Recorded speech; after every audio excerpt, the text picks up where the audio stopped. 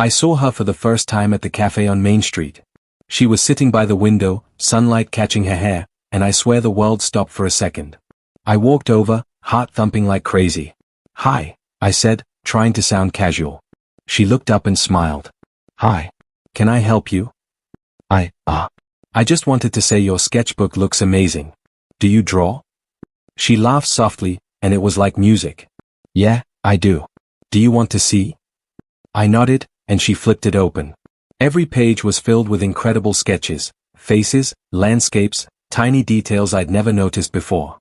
"Wow, these are incredible," I said, genuinely amazed. "You have real talent." "Thanks," she said, a blush creeping onto her cheeks. "I've been working on them for years. It's kind of my escape, you know?" I smiled. "I get that. I've always wanted to start my own business, but I never had the guts to actually try." Her eyes sparkled. "You should. Life's too short to wait." We spent the next hour talking about everything: dreams, favorite movies, the stupid little things that make life worth it. I didn't even notice the time passing. "Do you come here often?" I asked, secretly hoping she'd say yes. "Not really," she replied, closing her sketchbook. "But I think I'll be coming more often now." Over the next few months, we met almost every week. Sometimes it was coffee, sometimes long walks, sometimes just sitting in silence. I started telling her things I'd never told anyone: my fears, my failures, my dreams of building something of my own. She listened, really listened, and I felt safe with her. "Do you think we could always be like this?" I asked one night, our hands brushing. Her lips curved into a soft smile. "I hope so. I really do." My friends noticed the change in me. "You're moving too fast, man," Jake warned one evening. "You barely know her." "I know her," I said, defensively. "I feel like I've known her forever." "Just be careful," Jake muttered, shaking his head. I ignored him. I couldn't stop thinking about her, her laugh, her smile, the way she made everything else fade away. One evening, as we stood outside the cafe, she leaned close and whispered, "No matter what happens, I promise. I'll always be here." My chest tightened. I believed her completely. For the first time in my life, I thought I had found someone perfect. Someone I could trust. Someone I could love. And I didn't even realize that trusting her was the first step toward the worst mistake of my life, that I thought everything was perfect. I walked up to her apartment that night, carrying flowers like I always did. She opened the door, smiling that smile I once thought could melt the coldest heart. "Hey," I said, stepping inside. "I got you." "Put them down," she interrupted, a flicker of annoyance in her eyes. "We need to talk." My stomach sank. "Talk about what?" She shrugged, trying to act casual, but her phone buzzed on the counter. She glanced at it, and I caught the way her fingers trembled as she hid the screen. "Who's that?" I asked, pointing. She laughed lightly. "Oh, it's nothing. Just a friend." "Friend? At midnight?" My voice sharpened without me realizing. "Don't overreact," she said, but there was a defensive edge I hadn't heard before. I grabbed the phone. She tried to pull it away, but I held firm. Messages, hidden calls, names I didn't recognize. I froze. "Explain this," I demanded. She tilted her head, eyes wide, pretending innocence. "It's nothing serious, I swear. You're overthinking." "Overthinking? These are secret calls. Hidden messages. Who is he?" My hands shook, my heart pounding. Her laugh was soft, almost teasing. "Relax, okay? You're imagining things. You've always been so dramatic." "Dramatic? I trusted you." I shouted. "I told you everything about me, everything I cared about. And you've been lying." She stepped closer, eyes glinting. "I didn't lie. I just had things I didn't want to share yet." "You're too sensitive." "Too sensitive?" I scoffed. "I gave you my heart. And this is how you treat me?" She tilted her head again, leaning in. "Look, I care about you. I really do. But you have to understand, people have secrets. Everyone does. You can't expect me to lay everything bare." I felt my chest tighten, a mix of disbelief and anger. "Secrets? This isn't a little secret. You've been sneaking behind my back. Talking to someone else while pretending we were, whatever we are." Her eyes softened suddenly, and she touched my arm. "I'm sorry if it feels that way. I never wanted to hurt you. You're just so trusting, it's almost cute. Cute? I laughed bitterly. Cute? You call betrayal cute? She stepped back, hands raised. Please, don't cry. I hate seeing you like this. I never meant. You never meant. I shook my head, my voice breaking. I trusted you more than anyone. And you played me. She bit her lip, trying to hide a smirk that I could have sworn I saw. Maybe I didn't know what I wanted. Maybe I made mistakes. But you can't just. Leave it, I said, cutting her off. I need air. I dropped the flowers, turned, and walked out of her apartment without looking back. The cool night hit me, but it didn't soothe the storm inside. Anger, heartbreak, disbelief, they all mixed into something sharp and heavy in my chest. I called Jake as soon as I could. Man, she's not who I thought she was. Jake's voice was calm, almost too calm. I told you, bro. You were blinded. But don't let it crush you. Learn from it. Learn from it. I muttered. I feel like everything I knew, everything I trusted, it's gone. Good, Jake said. Now pick yourself up. Don't be that naive again. Ever. I hung up, staring at the streetlights flickering above me. I'd been betrayed, and the betrayal cut deeper than I ever imagined. I vowed then and there, under the cold night sky, I would never let myself be that naive again. No more blind trust. No more giving my heart away so easily. Not to her. Not to anyone. I spent days in my apartment, staring at the walls, replaying every conversation, every smile, every lie she told me. I kept asking myself, how did I not see it? The phone rang. I ignored it. Then again. Jake's name flashed. Hey, I finally answered, my voice flat. Hey, man. You okay? His tone was cautious. I'm fine, I said, even though I wasn't. Just busy. You've been busy for 3 days straight, he said. You need to talk. Get out of that apartment. Move. I don't need advice, I snapped, then immediately regretted it. Silence stretched between us. Look, Jake said calmly, I'm not gonna tell you what to do. But shutting yourself in isn't helping.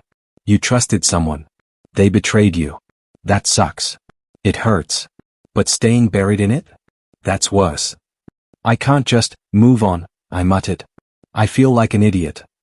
You're not an idiot. You were human. You gave someone trust. That's not weakness. It's strength. I leaned back, running a hand through my hair. Doesn't feel like strength. Feels like humiliation. I get it, he said. But humiliation fades. What you do next, that stays. You need to focus on you. Start rebuilding. Start planning. I scoffed. Plan what? My life? Everything feels ruined.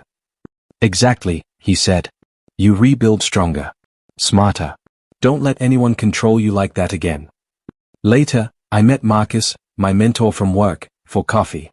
I didn't want advice, but I needed something. You look like hell, he said bluntly, grinning just enough to make me feel small. Thanks, I muttered. Don't be sarcastic. Look, you've been through a lot. But hiding in your apartment isn't gonna help. You've got potential. You need focus, discipline, direction. Channel this anger into something useful. I don't know if I can, I admitted. You can, he said firmly. You've always been smart. You just let your heart get in the way. Now it's time to let your brain take over. I left the cafe feeling a little lighter, but anger still simmered under my skin. I couldn't shake the image of her smile, the lies, the betrayal. That night, I stared at my reflection. You're done being naive, I whispered to myself. No one will ever play me again. I started small. Making lists, setting goals, thinking about what I wanted for myself. My apartment became my lab, my mind my battlefield. I planned to regain control of my life, my emotions, my future. Jake called again. Progress? He asked. Slow, I admitted. But I think. I'm ready to do something. To take back control. That's what I like to hear, he said. You've got fire in you, man. Don't let it die. I hung up and sat in silence.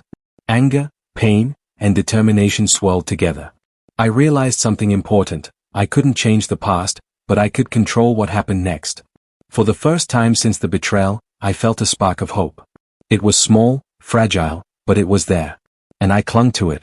No one would ever humiliate me like that again. Not her. Not anyone.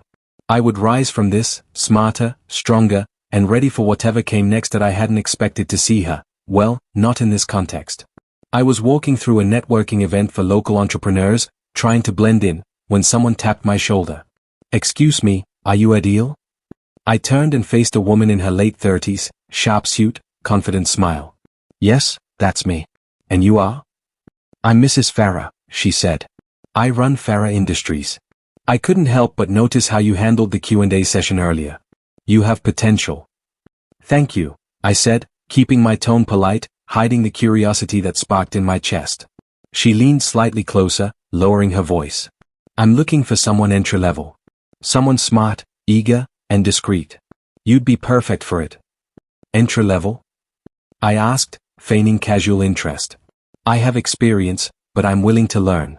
I just need the right environment." Her smile widened. "That's exactly what I'm offering.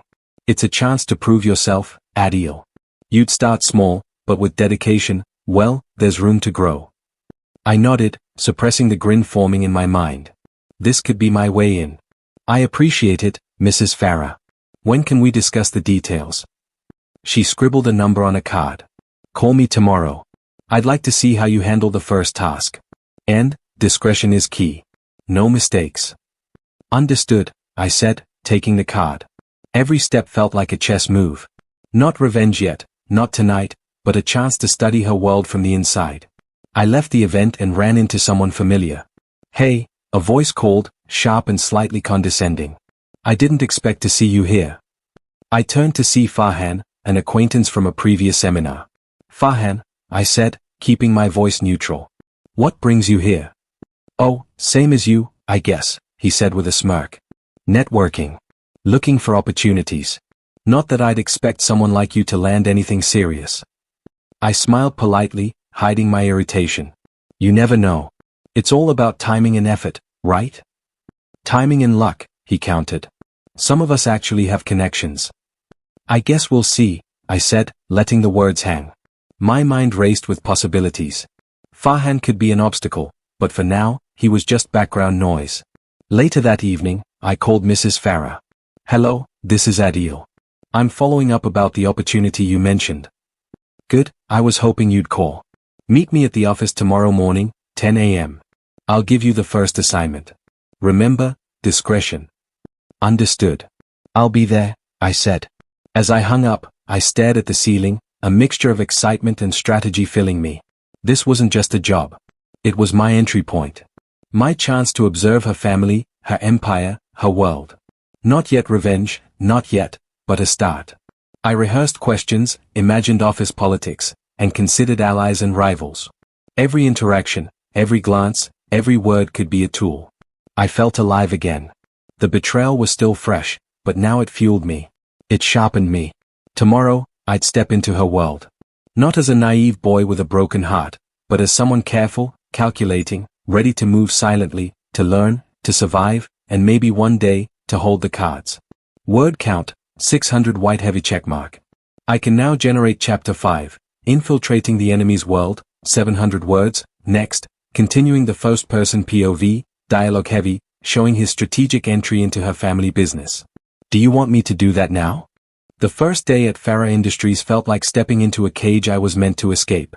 I walked through the glass doors, suit pressed, heart steady, eyes scanning every detail. "Good morning," a deep voice said. I turned to see a man in his 50s, tall, sharp, with a presence that demanded respect. "Good morning, sir," I replied, bowing my head slightly. "I'm Mr. Farah," he said, extending a hand. "You're Adil, right?" "Yes, sir." "It's an honor to meet you," I said, shaking his hand firmly. He studied me for a long moment, then nodded. "I've heard good things. Don't disappoint." "I won't," I assured him. Later, I met his daughter, the one who had once broken my trust. She smiled at me, too sweetly. "Adil," she said, tilting her head. "You're here early. Impressive." "Thank you," I said, keeping my tone neutral. "I like to start my day prepared." She leaned casually against the counter. "You always were ambitious, weren't you?" "I prefer smart work over ambition," I said, forcing a smile. "Results matter more than titles." Her eyes narrowed slightly, but she didn't push further. I could feel the tension, the unspoken memories lingering between us. I was introduced to her brother next, a tall man with sharp eyes and a sarcastic grin. "So, you're the new guy," he said. "Hope you're not just another wannabe." "I'm here to contribute, not pretend," I replied. He smirked. "We'll see." The office was buzzing with activity. Colleagues gave curious glances, some friendly, some skeptical. I nodded at each of them, memorizing names, reading personalities. Every interaction was a data point. During a team meeting, she spoke up, trying to corner me. "I think this project needs someone who really understands our market," she said, voice sweet but edged with challenge. "I agree," I said calmly. "But understanding also comes from observation and analysis, not just experience. I'd like to lead this phase, if possible." Her lips pressed together, but she didn't argue further. I felt a flicker of satisfaction. I was no longer the one manipulated. I had control over how I responded. After the meeting, she approached me privately. "You're bold," she whispered. "I call it careful strategy," I said, smiling. "No offense, but I've learned the hard way not to be naive." She blinked, caught off guard, then tilted her head. "You've changed." "Yes," I said, leaning slightly closer, voice low. "I've grown. And I intend to keep growing." I spent the rest of the day learning the workflows, understanding team dynamics, and quietly earning small victories. Colleagues started noticing my efficiency. Even her brother gave a nod of approval after I solved a scheduling issue that had been plaguing the team for weeks. At lunch, I sat with a few colleagues. "You've got a sharp mind," one of them said. "Not many can keep up with these projects." "Thanks," I said. "I believe in focusing on solutions, not just problems." She passed by our table, smiling politely, but her eyes betrayed something, frustration, maybe fear. For the first time, I realized the subtle power shift. I wasn't just surviving here. I was thriving. Walking back to my desk, I thought about the irony. The same woman who had once played me like a fool was now just another colleague I could outmaneuver. I didn't feel glee, just clarity. The game had changed. By the end of the day, I had not only survived but established my presence. I knew her family's expectations, the office politics, and most importantly, the leverage I could build. She no longer controlled me. I did. And for the first time in months, I smiled, not out of happiness, but because I could see the path ahead clearly, and it was mine to walk. That IT started with a simple spreadsheet. I was supposed to review monthly expenses, but one number didn't add up. "Hey, Sam," I whispered to my colleague, the one I knew I could trust. "Can you take a look at this?" Sam leaned over. "Him? This is weird. That account shouldn't even exist. And these transfers, look at the dates." I grinned, quietly. "Exactly. It's subtle, but someone's hiding something. And I think I know who." She walked by then, smiling at me as if nothing had happened. "Working hard, Adil?" "Always," I said smoothly, keeping my tone neutral. Inside, I felt a thrill. She had no idea I was starting to see the cracks. Sam whispered later in the break room, "You really think she's involved?" "I'm not sure yet," I admitted. "But the pattern is too consistent. Someone's playing games behind closed doors. And it's benefiting her family more than the company." We pored over files, memos, and expense reports. Each discovery made my pulse quicken. Financial manipulations, favors, hidden bonuses, all pointing to someone abusing their position. My moral compass wavered. This wasn't just business, it was personal satisfaction. During a meeting with the team, she glanced at me, trying to mask annoyance. "Adil, could you summarize your findings for the board?" she asked, sweetly challenging. "Of course," I said, stepping forward. "I noticed some discrepancies in the quarterly reports that could affect cash flow projections.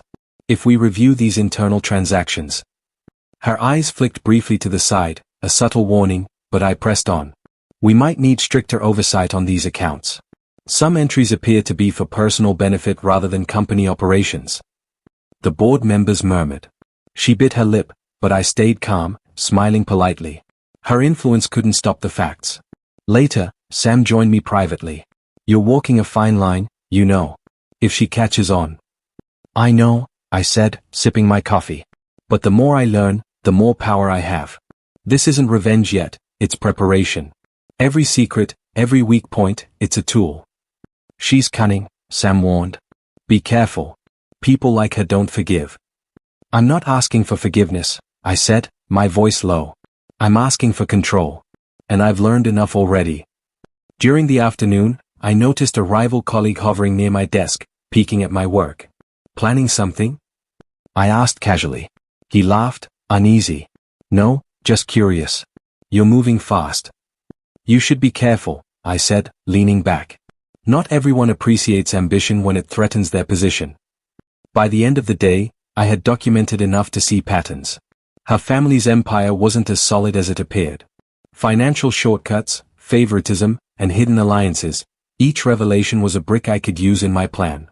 Walking home, I couldn't stop smiling, though no one could see it. The betrayal still stung, but now it was sharpened into purpose. I wasn't just a victim anymore, I was a planner. Strategizing, watching, waiting. My morality blurred between right and wrong, but the thrill of gaining control made it all feel justified. Tomorrow, I'd dig deeper. Learn more. Observe. And every move they made, every lie, would bring me closer to the position I was meant to take. For the first time in months, the anger and hurt felt productive. And that, more than anything, was intoxicating. It started with small moves. I suggested a different supplier during a team meeting. I think supplier X offers better rates and faster delivery, I said, keeping my tone casual.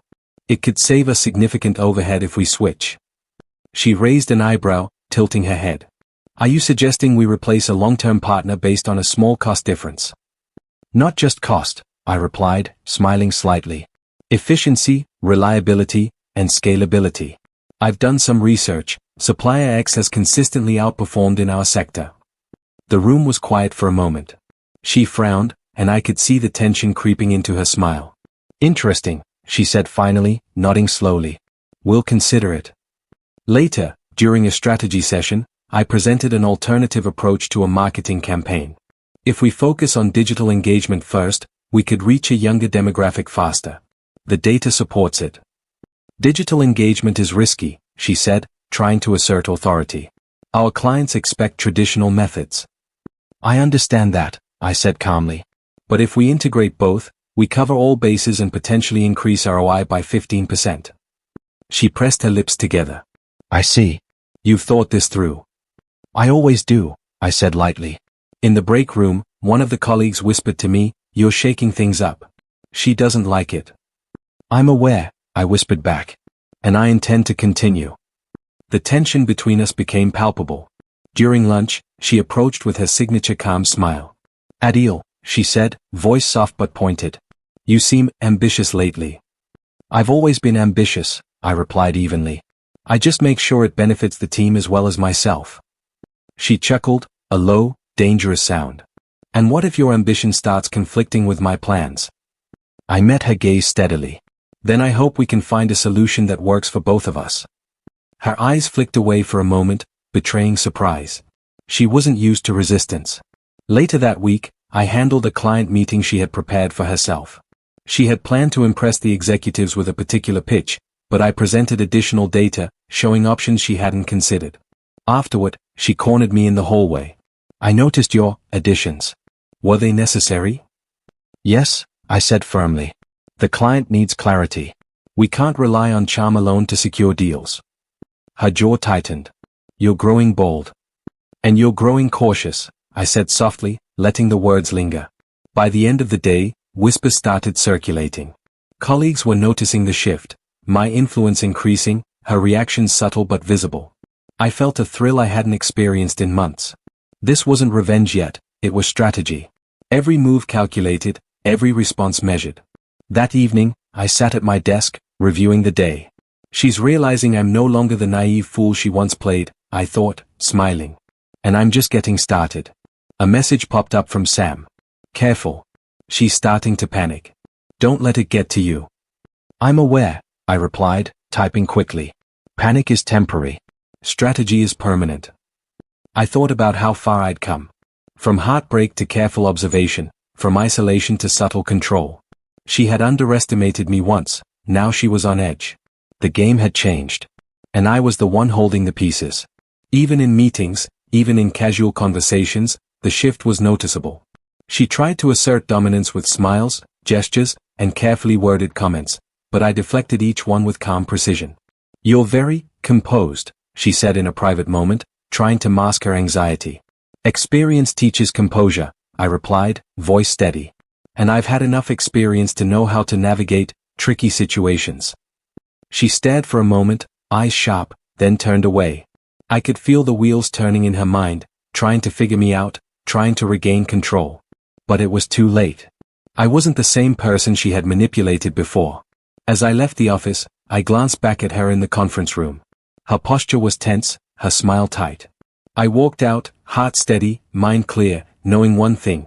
The game had begun, and I was already winning. By the second week, I could feel her tension. Every glance, every word, every small gesture was calculated. She was testing boundaries, trying to reclaim the influence she had lost. You've changed, she said during a lunch meeting, voice soft, almost playful. You're not the same naive boy I knew. I'm exactly who I am, I said evenly, not letting a flicker of anger show. I just know what I want now, and I won't be manipulated. Her smile faltered for a fraction of a second. Manipulated? That's harsh. I was only what? I asked, leaning back, voice calm. Guiding me? Influencing decisions? Playing with emotions? She tilted her head, pretending innocence. I wouldn't call it playing, it was a learning experience. Learning experience for you, maybe, I said quietly. For me, it was betrayal. Later, she tried subtle sabotage during a strategy session. I think the numbers need more adjustment, she suggested, attempting to undermine my plan. I've double-checked, I said, meeting her eyes. The projections are accurate, and the team agrees. If we revise again unnecessarily, we risk delays. Her jaw tightened, but she didn't push. I could sense her frustration building. Sam stopped by my desk. She's going to try anything to regain control. Watch out for her tricks. I'm aware, I said, voice low. I've seen all her attempts. They won't work. That afternoon, she approached me privately, leaning against the doorway. You know, I could make things easier for you, she whispered, her tone laced with flirtation. I'm not interested in easier, I said, keeping my expression neutral. I'm interested in the truth. And you've already lost the upper hand. Her eyes narrowed, a flash of anger hidden behind charm. You think this is a game? It's not a game, I said. It's reality. And I've learned to play it better than anyone. She walked away, but I could feel her plotting. The desperation was almost tangible.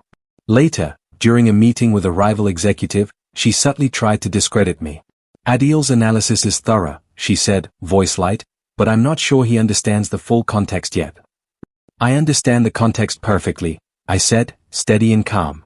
Perhaps it's better if we focus on the data and let results speak for themselves. The board members nodded. She scowled. I could see her panic starting to show, tiny cracks in her confidence. That evening, Sam stopped by again. Careful. She's getting reckless. She might try something more personal. I'm ready, I said, sipping my coffee. Revenge isn't enough anymore. I want control. Full control. Every move, every decision, every influence she has, I intend to manage it all. I replayed the day in my mind, her manipulation, her flirtation, her subtle attacks. Each one failed because I refused to react emotionally. I smiled at the realization. Power wasn't about anger, it was about calm calculation. She had once ruled my emotions. Now, she couldn't touch them. And that shift in power thrilled me. I stood at the office window, looking at the city below, thinking about the next moves. Her desperation would only increase. Her ego would fight every setback. And I would be ready, always one step ahead. I whispered to myself, almost as a promise, no more naive mistakes. No more manipulation. I control this now. For the first time, anger had transformed into strategy. And I knew I wasn't just surviving anymore, I was orchestrating. The boardroom was buzzing, everyone expecting another routine strategy meeting. I arrived early, reviewing my notes, making sure every detail was perfect. This was the moment. Subtle, calculated, undeniable. Good morning, she said as I entered, smiling that practiced smile. I returned a calm nod. Morning, I replied. My voice steady. Inside, my pulse raced with anticipation. The meeting began, discussing quarterly numbers. She spoke first, laying out projections she assumed would impress everyone. As you can see, she said, our client retention has increased by 8%. We're on track for a strong quarter. I waited, observing. Timing was everything. Then I spoke. Actually, I'd like to present a different perspective, I said, distributing my reports. Some discrepancies in client accounts suggest retention is lower than reported. The room fell silent. She froze mid-sentence, eyes flicking to mine. What are you suggesting? She asked, voice tight. That some clients have been miscounted or misclassified, I said calmly. I double-checked with the finance team. The actual retention rate is closer to 3%. A murmur ran through the room. One of the board members frowned. This is significant. Yes, I said, meeting her gaze evenly. It's critical to correct these numbers before presenting them to investors. Transparency is essential. Her lips pressed together, a subtle tremor I noticed. She opened her mouth to argue but stopped. I've also drafted a corrected projection, I continued, handing it to the CFO. If we adjust our strategy accordingly, we can prevent potential losses and optimize client engagement. She cleared her throat, voice forced. I appreciate your input, Adil. But the initial analysis was flawed, I finished for her, keeping my tone neutral. I'm just providing accurate data. Emails pinged across the room. My team had preemptively shared my findings with key stakeholders. Within minutes, her carefully constructed presentation was undermined publicly. I watched as her composure cracked, small but noticeable. Later, she cornered me near the coffee machine. You didn't have to do that, she said softly, attempting charm. It makes you look opportunistic. I prefer accurate, I said evenly. And effective. This isn't personal. It's business. Effective, she repeated, her voice low. You're ruthless. I'm focused, I corrected, smiling slightly. Ruthless implies emotion. I operate on strategy. Throughout the day, whispers circulated. Colleagues noticed the shift. She tried subtle recovery tactics, suggesting revisions, questioning my methodology, but each move I anticipated, deflected calmly. The tension in her eyes was unmistakable. Sam stopped by later. You pulled it off. She's shaken. I noticed, I said, sipping my coffee. And I don't feel satisfaction from the humiliation. It's the strategy, the precision. That's the reward. By evening, she called me privately.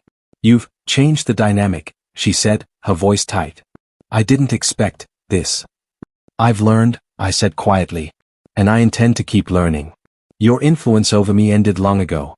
Now, I manage my own path, and I advise, strategically.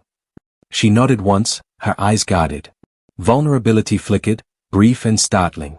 She realized, perhaps for the first time, that she was no longer in control, not of me, not of her board, not even fully of her family's business. Walking to my office later, I reflected. The satisfaction of public correction was tempered by the lingering resentment I still carried.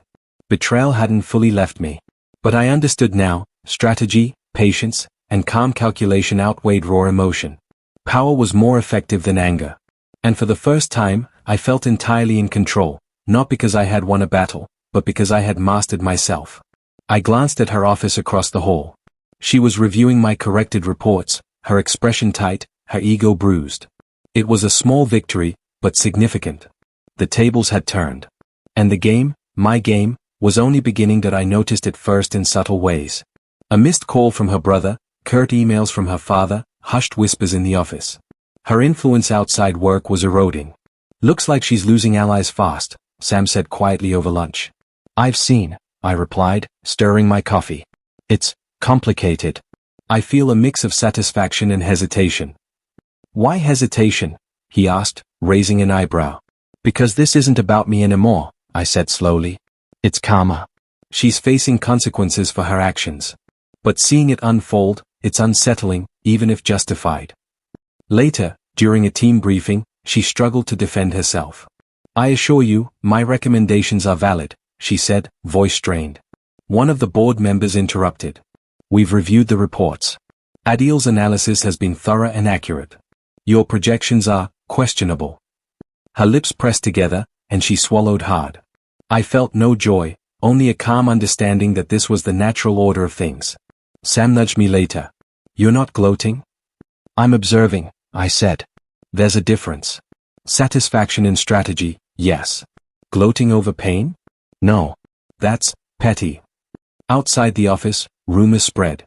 Friends began distancing themselves from her, citing poor judgment and erratic behavior. "She's losing everyone," Sam remarked, shaking his head. "Even her closest friends." "I know," I said quietly. "And yet, I can't ignore a tiny pang of relief? Maybe vindication. It's messy." That evening, her father called me unexpectedly. "Adil," he said, voice clipped, "I hear you've been instrumental in correcting certain issues. Be discreet. This is family business, not personal vendetta." "I understand, sir," I replied. "I'm only focused on what's best for the company.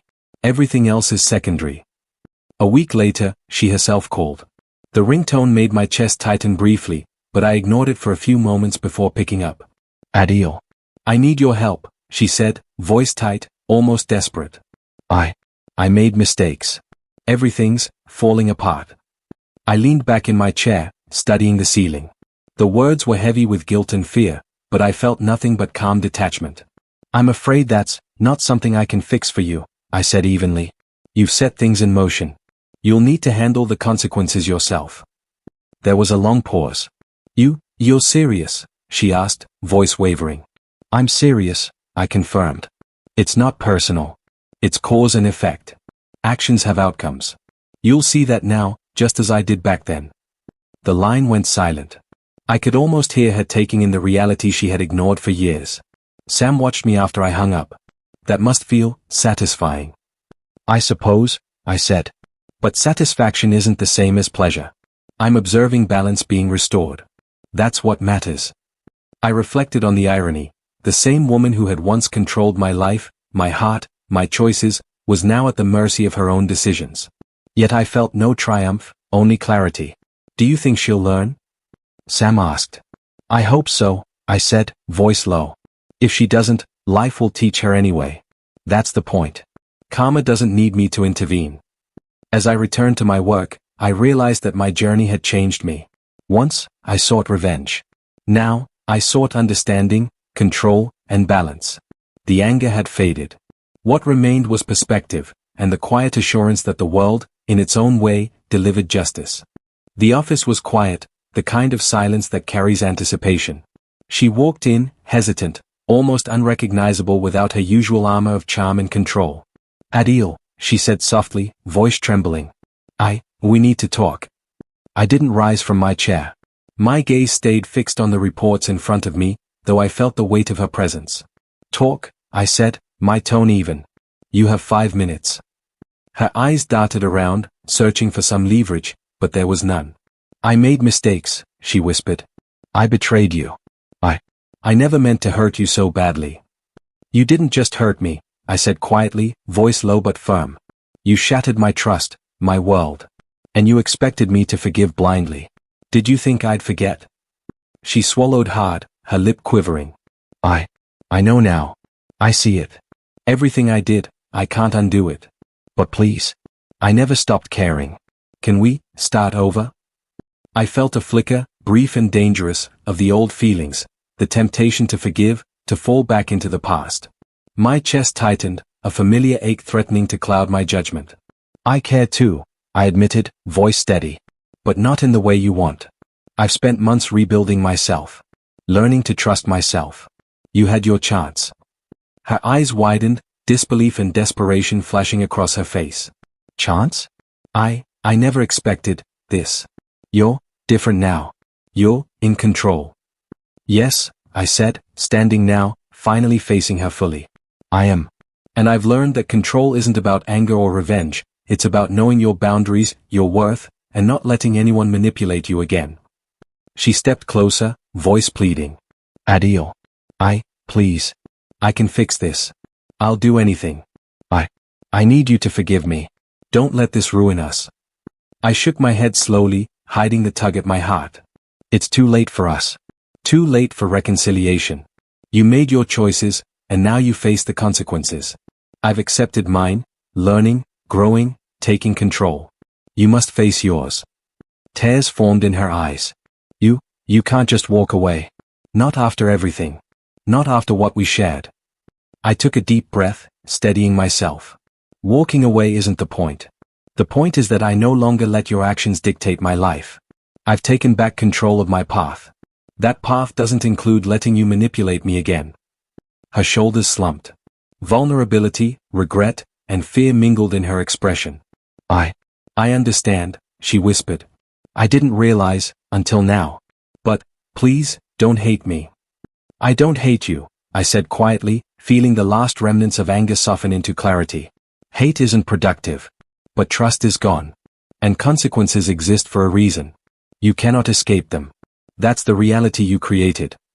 She nodded, eyes downcast. I'll accept it. I deserved it. You do, I said, voice steady. But that doesn't mean I'll watch you crumble for pleasure. I'll let life and your choices teach you the lessons you ignored before. She hesitated, then left the office, shoulders heavy, eyes wet. The door clicked shut behind her, final and absolute. I stood alone, breathing deeply, the tension in my chest slowly easing. Months of anger, heartbreak, and planning had led to this moment. I felt no triumph in her suffering, only resolution. My path was mine now. I glanced at the city beyond the window, the lights reflecting possibilities. The journey had been painful, but necessary. I had faced betrayal, heartbreak, manipulation, and emerged stronger, wiser, and in control. For the first time, I understood. Closure wasn't about revenge, nor forgiveness, it was about mastery over oneself. And I had achieved it. I turned back to my desk, ready to lead, ready to live, and finally free of the past she had once dominated. The office felt different now, my office, my rules, my rhythm. I walked through the halls, nodding at employees, smiling with calm authority. This wasn't about proving anything to her anymore, it was about living fully in my own power. Good morning, Adil, said Sam, catching up as I reached the conference room. Morning, I replied, voice steady. How's the project with Supplier X? Running smoothly, he said. Your strategy is already making a difference. I smiled, feeling satisfaction without arrogance. That's the plan. Keep monitoring. I want efficiency, but also stability. Balance is key. During the morning briefing, I addressed the team. We've been through challenges, I said, glancing around the room. Mistakes happen. What matters is how we adapt and move forward. Every decision we make now will shape the company's future. One of the employees, a younger colleague, spoke up. Adil, it feels different working with you. There's clarity now. Confidence. We trust your direction. Thank you, I said sincerely. Trust is earned, and I intend to keep earning it. Together, we'll build something sustainable, something we can all be proud of. Later, my phone rang. It was my mother. Adil, I heard about the recent board changes. I'm proud of you, she said warmly. Thanks, Mom, I replied. It's been a long journey, but I'm finally steering my own life. I've learned a lot about trust, patience, and control. Your father would be proud too, she said softly. You've grown into a man who knows his worth. I nodded, even though she couldn't see me. It's not just growth. It's transformation. From the naive fool I once was to someone who can lead without losing himself. That afternoon, a friend from before stopped by. I can't believe the change, he said, eyes wide. You're unshakable now. You've turned pain into power. I've learned to see the lessons in betrayal, I said, walking him through the new office layout. Anger and heartbreak taught me patience and strategy. Every challenge was a stepping stone, not a trap. Even in casual conversations, the shift was clear. People listened differently now. They respected insight over charm, precision over impulse. By evening, I sat at my desk, reviewing financials and reports. Sam dropped a folder on my desk. All ready for tomorrow's board review. Your leadership is visible in every detail.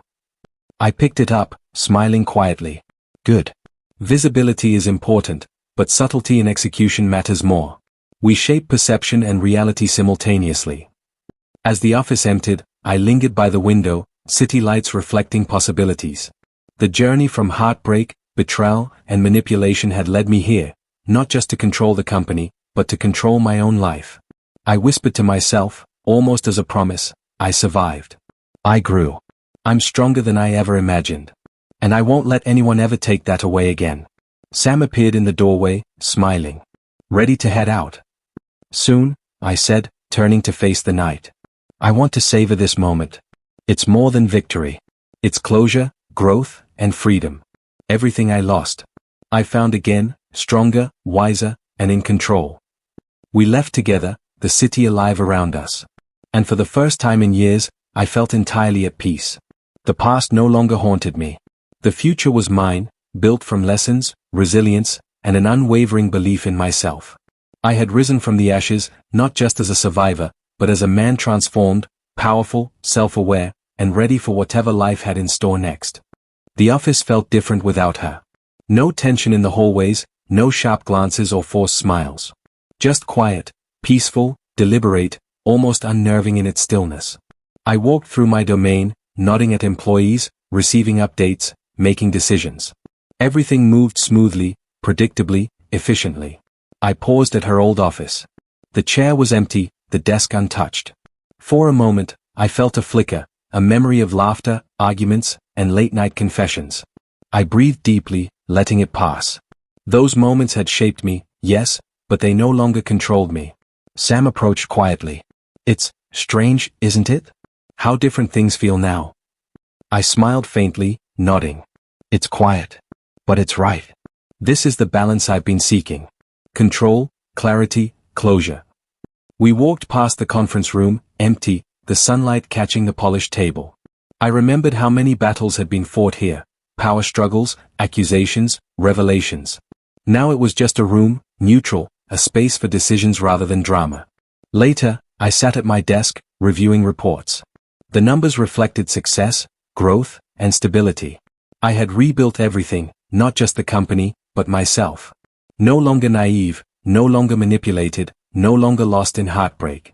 Every strategy, every choice, every lesson had led to this, quiet authority and inner calm. A phone buzzed softly. It was her, though I didn't answer. The message was brief, an apology, a regretful acknowledgement of past mistakes. I read it, felt the old sting briefly, and then set the phone aside. She had learned her lessons, I had learned mine. There was nothing more to be said, no more power for her to wield over me.